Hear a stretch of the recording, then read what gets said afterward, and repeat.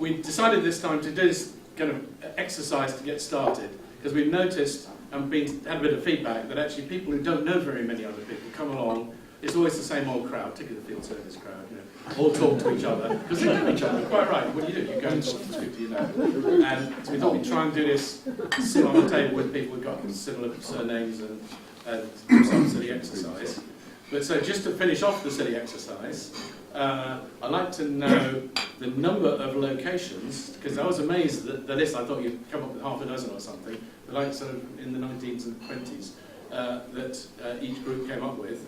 And I also asked for which on your list do you think was the most obscure or least likely to have been chosen by the others. So you can have the A to C's first, the first group who's got Okay, well there were 19 different locations and we thought the most obscure was Shire Hall. Oh right, anybody else have Shire Hall? Yes. It wasn't when it did. I remember I worked there, and it's quite obscure people in there. Obviously, it doesn't qualify. Okay. The next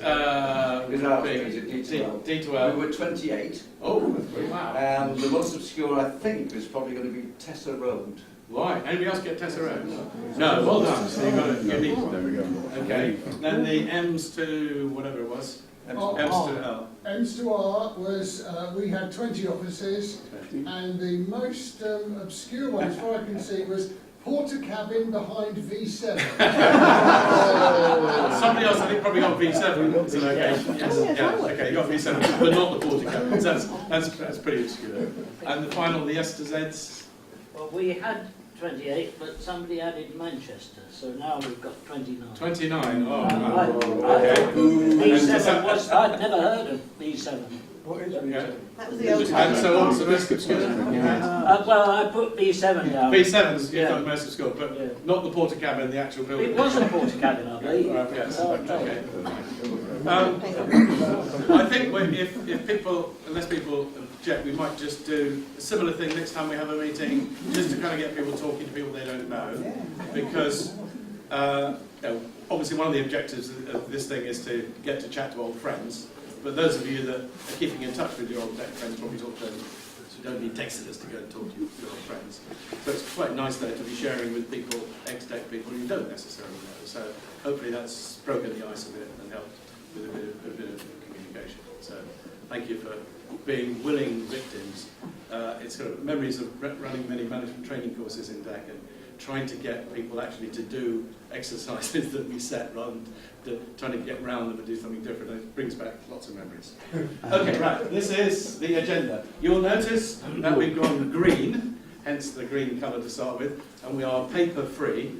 It's not that the secretary couldn't be bothered to print out an agenda. We decided rather than print 50 copies of the agenda, 50 copies of the accounts, and have everybody simply leave them behind, that we would go paper free. So this is your agenda for this evening. And we're right now at Open AGM. 2 apologies. Do we have any apologies? Yes, they'll be noted. Okay. Unless there are any more. We have people with formal apologies. Yeah, we've got some formal apologies. Okay. Minutes of last meeting, which of course you've all read because they're published on the website. So you haven't got a copy of those either. Would somebody like to propose that they are an accurate record? So, well, actually, anybody actually read them? Hands up. Oh wow! Oh good! Oh, fantastic! In which case we can have at least some people qualified too.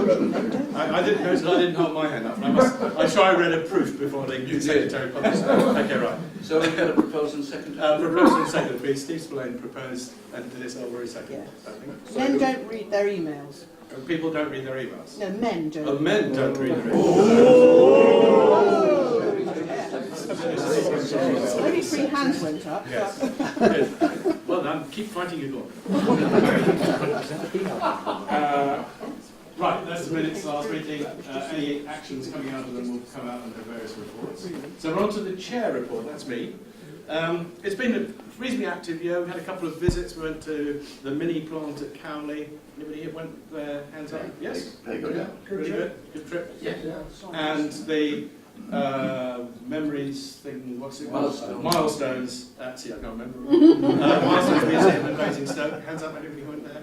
Which is quite interesting. It's really off-putting when things from your youth appear in a museum. Yeah. Suddenly realise how old you really are, which is a problem. And we'll come to talk about future trips a bit. But one of the things we thought was it'd be nice to know a bit more about what members would like. Hence the survey, which I hope most of you filled in, and we'll see in a minute the results of that survey. Otherwise, it's been a reasonably kind of normal year. I've been supported again by my very able committee, and I'll introduce them in a minute. The main thing I wanted to talk about, therefore, is this survey we sent out. We decided to ask you a few questions particularly about activities that you'd like Dexodus to do for you, particularly in the way of trips, places. So here we go. Of the people who replied, there's 137 people replied. One person just decided to skip through, by the look of it. Have you been on a Dexodus event? So obviously this is not typical of the whole membership, but it's interesting that quite a lot of people had. So this is the sample of people who answered, but almost half haven't. So it'd be interesting to see their views because they might have come having gone somewhere interesting. Are you interested in attending? Obviously, a very decisive group. The maybes. Sure, maybe. So in case you can't read it, like 40% yeses, almost 50% maybes, and a few no's. Which is good because obviously that's a fairly sensible answer actually, even for the Dexodus people, because it means that it depends where it is as whether we go a visit or not. So, would you consider going on a trip with other Dexodus members to a place of interest such as a museum or show? Again, yes, no, maybe. So the maybes have it again. And then just a question about, we tend to subsidise the things by about 50%, because Dexodus has a little bit of money in the bank still to do that. An amazing number of people thought it was a good idea.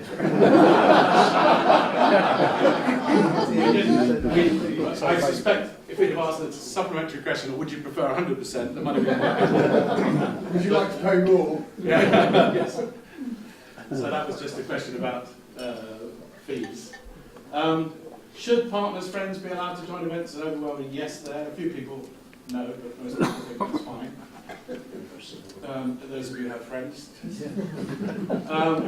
Now we just, in one of our committee meetings, we come up with a few potential venues. We just thought we'd test those out. So in case you can't read them, top one's the National Space Centre, which is probably the most popular. It's kind of, we didn't necessarily want to have things that particularly had a technology bias, but there seems to be a preference for those sorts of things.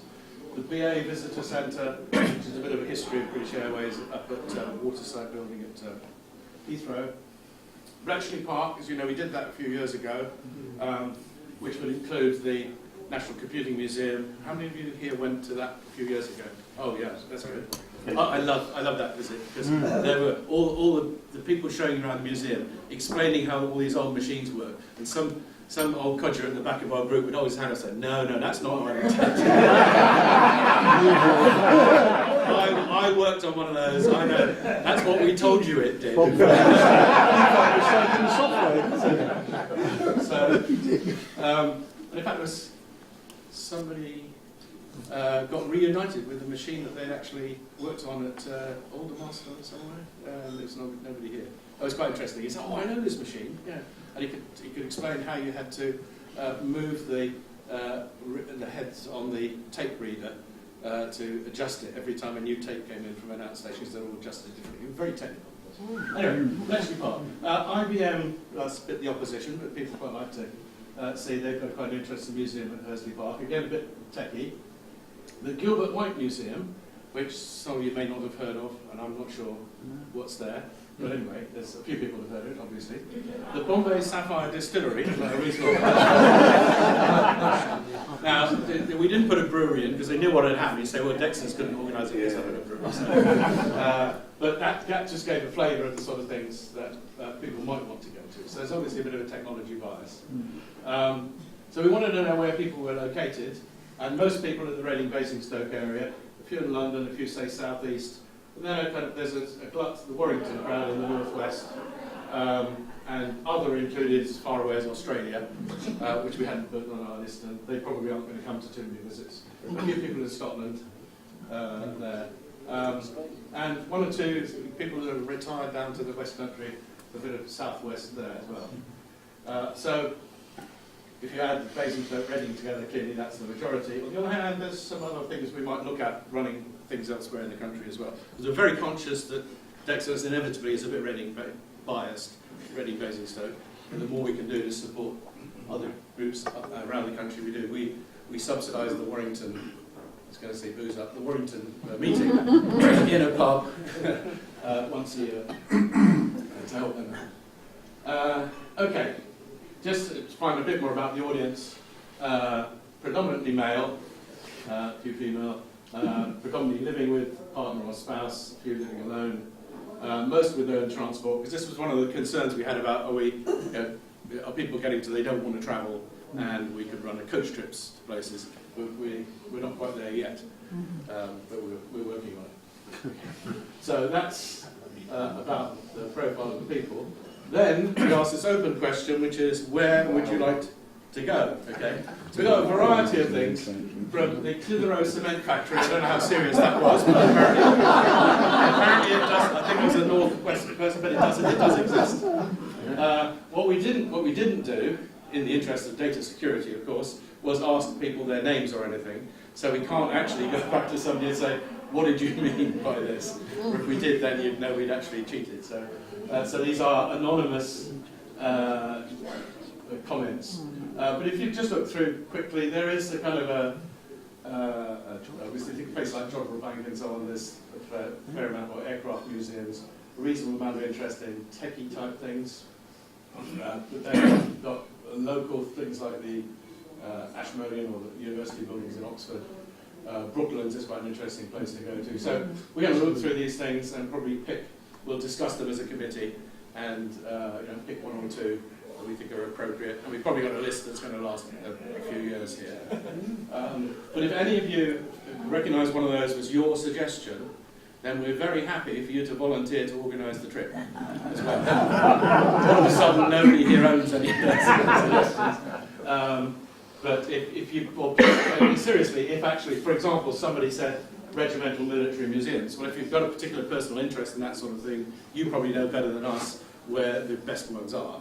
So if you've got a particular interest, email me or Phil saying, by the way, I'm not necessarily volunteering to organise it, but if you are organising a trip to a military museum, this one is, I recommend that kind of thing. Well, the example there, Peter, was the weather forecasting place. Yes. We had somebody on the inside who enabled us to go to that place, and we wouldn't have normally been able to get in there. And it was a fantastic visit in the end, because we had somebody on the inside who helped set it up for us. Yeah. So that's the point Peter's making there. If somebody knows these places, it really is useful to get an inside view on that.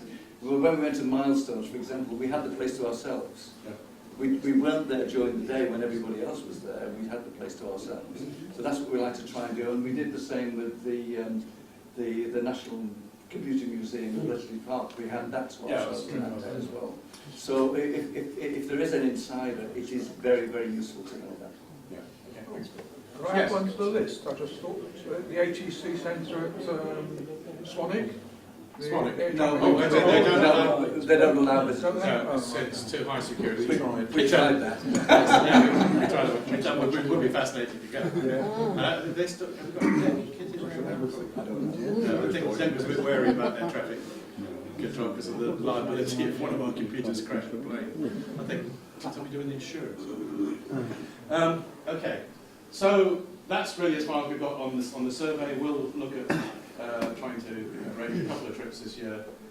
So keep your eyes on the newsletter, and we'll obviously send out individual emails to tell you what's going on. I think that's probably the end of my report. So we move on to the... Oh, any questions of the chair?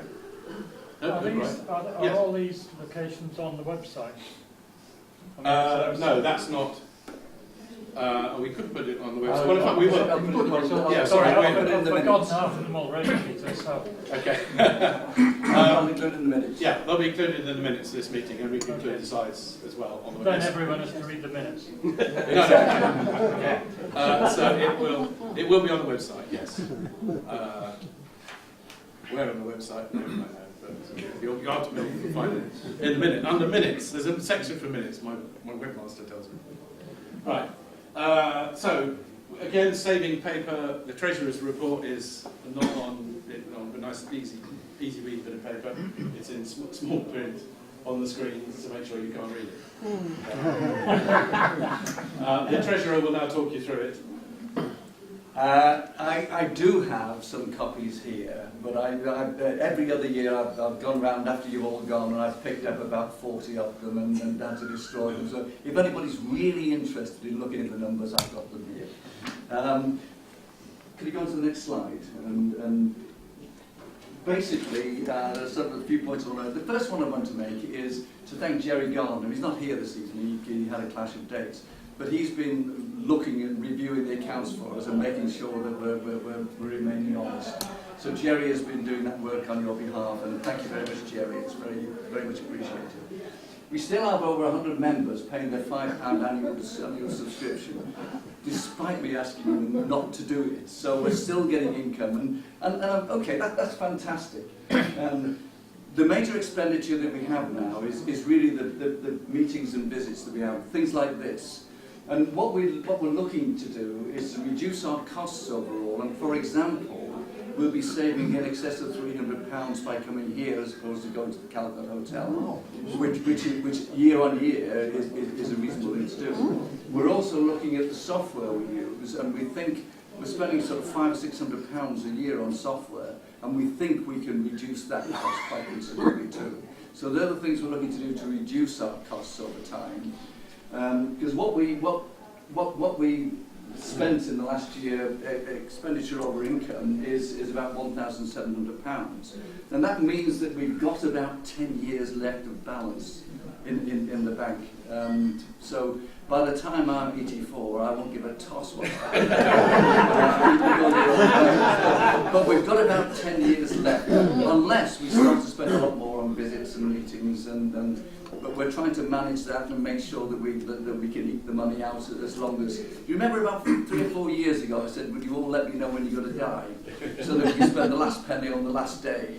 Well, nobody did that. So we're working on a basis of about 10 years now to get through. Okay, that's it. I'm not going to dwell on any more. Say there are copies here if anybody wants those. Are there any questions? Would you proposal then? Yeah. Will you accept the accounts? And we need somebody to propose and second acceptance of the accounts. So, the proposer? Absolutely. You can read it for the front row. Fine job. Okay. And the seconder? John Morgan. Second. All those in favour, hands up. All those against, hands up. Right. Good. Thank you very much. Compliant.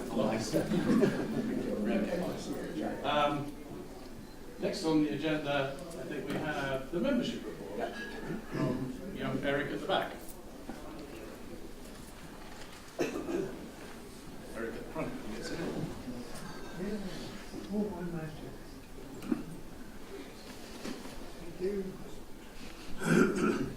Right, the way we do it is from January to December 31st, and at the end of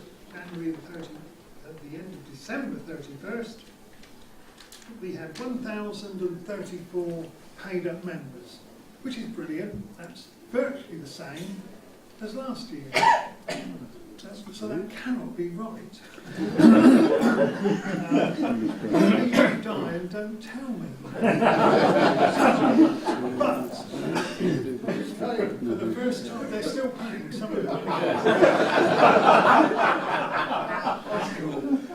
But I am now getting, when I send an email out, 51, 52 bounces. So clearly people have either moved house, or died, or something or other. We're getting a little bit worried because of the new, was it a European directive or a British government directive about personal information.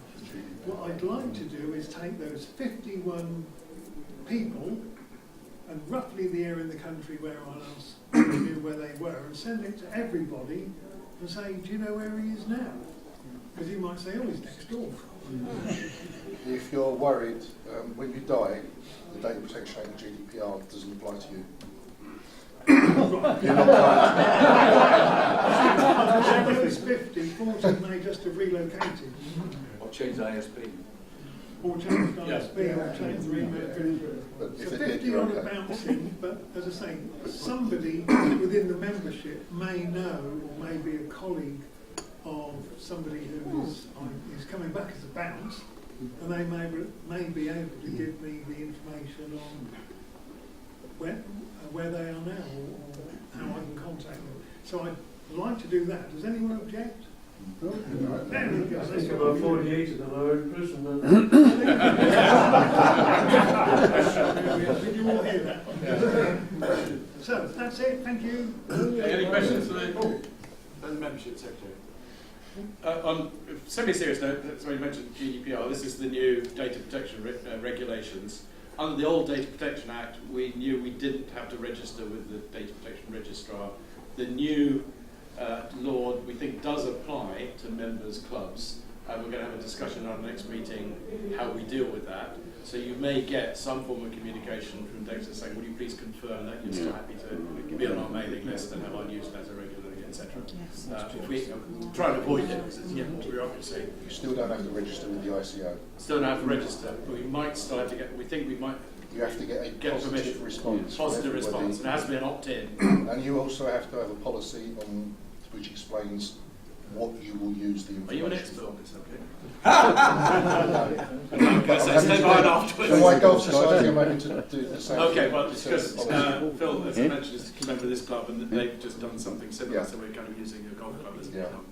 Yeah, thanks. So, I mean, as the membership secretary, the way I look at it, is there money to be Okay, that's membership. Moving on down the agenda.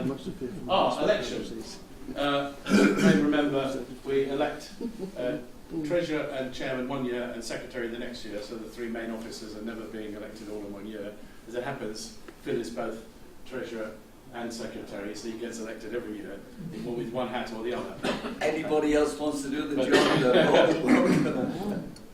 As Phil mentioned, we do get help from Jerry Gardner, who declined my generous offer of coming on the committee as a treasurer because he's too busy with other societies. But he does do a bit of an audit, which is always useful, having somebody relatively independent, just to check the treasurer hasn't run off with all the funds. Okay, so we'll just go through the formality. Unless there's anybody else who wants to volunteer to stand for secretary, can we have a proposal for Phil? Actually, we probably don't. Yeah, we better have a proposal for Phil being re-elected as secretary. Anybody could propose it. If nobody else does, I will. From somebody. Thank you very much. So, thank you. So, Jeff Baycroft and Francis Brown. You get that? Yeah. Good. Okay. All those in favour, hands up. Anybody against? So this is the rest of the committee, and I just want to use this opportunity to say thanks to them for their stalwart work again for another year. I'm lucky in that all these people have been in their jobs for several years now and almost know what they're doing, which is great. But this year we've added Angela Rogers. If you remember in the previous AGM, probably last year, I said it would be nice to have some female representation on the committee. The gender mix here is a bit heavy on the male side, and so what we're trying to do, and Angela's helping us think through things that not just some of the female members, but also some of the people who don't come so regularly might want to do. So one of the reasons we did the warm-up exercise this evening was based on a discussion with her, saying, those of you who know Angela know she used to run quite a lot of training events, and this is one of the sort of things they used to do in warming up the audience. So she's already had some impact. Some of the locations, like the BA Museum, for example, with her suggestions. So she's already influencing some of the thinking on the committee. But otherwise, it's the same old crowd, still looking after your interests for yet another year. So my thanks to the committee. Next on the agenda, HPP update from Steve Spillane. Would you like me to run the video? I want to introduce it first. Is that the end of the formal AGM? Oh, sorry, that's probably the end of the formal AGM. Yes, and then we're into the edition. Thank you. So any other business for the AGM? I declare the AGM closed. And we're on to... May I ask one question, please? And that is that in recent press, there's been a lot about charities using prostitutes and what's the accounts been out of focus so we couldn't see that line enter? It's there, but it will self-destruct in 5 minutes. So it's our turn. Yes. When you're on the committee. Well, obviously it's a committee vote because it wasn't in any of the suggestions from the survey. Thank you. Any other business? Right. AGM formally closed. On to the kind of members' meeting.